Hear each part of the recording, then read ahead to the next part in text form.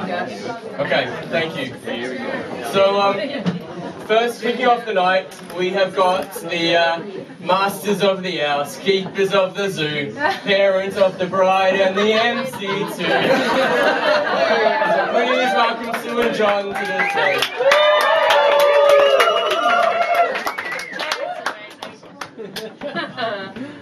Where did he get that voice from?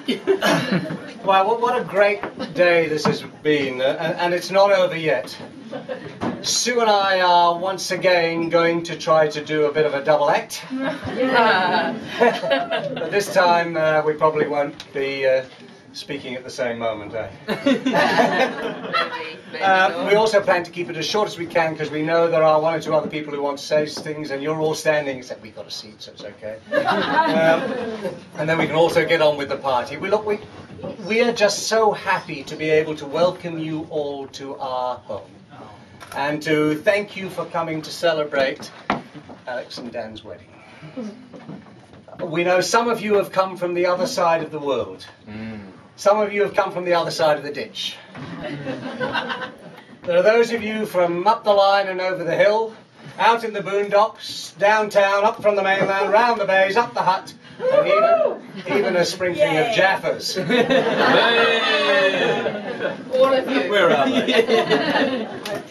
Friends, family, workmates and neighbours are very welcome to our home. We've both known Alex for quite a long time now. And despite that, she's a pretty special woman. How did that happen, darling? We thought we'd share a few of her good points with you. Pay attention.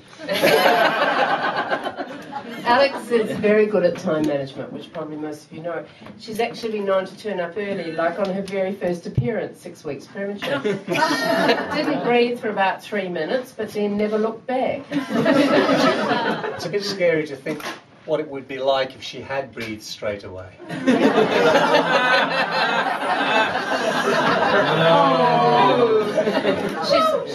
She's a pretty determined person and not at all easy to bribe or persuade, as we found out as parents. Alex, stop that and we'll give you a treat. No, I don't want a treat. Alex, go to your room now. It doesn't matter to me. Alex, you can come out now. Oh, I'm busy.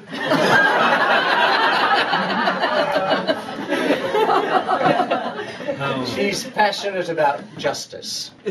And many of you will know that. Like the time when, as a 9-year-old, she took it on herself to write a letter to a headmaster complaining about his treatment of one of the friends at school. Oh.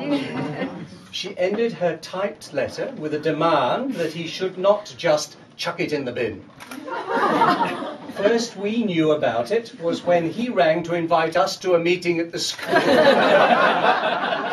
with her. So we went along to meet the head, and the last thing he said was, "I thought you were one of my star pupils." To which she answered, That's why I thought you'd listen to me. And along with her self-containment and passion for justice is her way with words. She certainly has got a way with words. Actually, it's not just that she has a way with words, but more that she always seems to know the right thing to say, which comes, I think, particularly from her ability to connect and empathise with others without losing herself. We're going to leave the stories about Dan to others. All we know is that he's a great guy. And we're so pleased that he and Alex have got together. And we're now going to finish with a couple of short readings. Sue's is from Captain Corelli's Mandolin, and mine, those of you who know it, had to come from Shakespeare. But it's not going to be a sonnet, it's actually from King John. He is the half part of a blessed man left to be finished by such as she.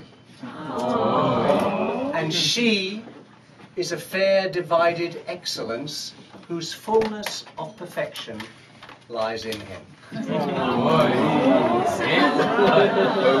John knew what he was doing. Love is a temporary madness. It erupts like a volcano and then subsides. And when it subsides, you have to make a decision. You have to work out whether your roots have so entwined together that it's inconceivable that you should ever part. Because that's what love is. Love is not breathlessness. It's not excitement. It's not the promulgation of eternal passion. That's just being in love, and any fool can do that. Love itself is what's left over when being in love has burned away, and this is both an art and a fortunate accident. Those that truly love have roots that grow towards each other underground, and when all the pretty blossoms have fallen, they find they are one tree and not two. So now, if you'd raise your glasses and join me in a toast to Alex and Dan.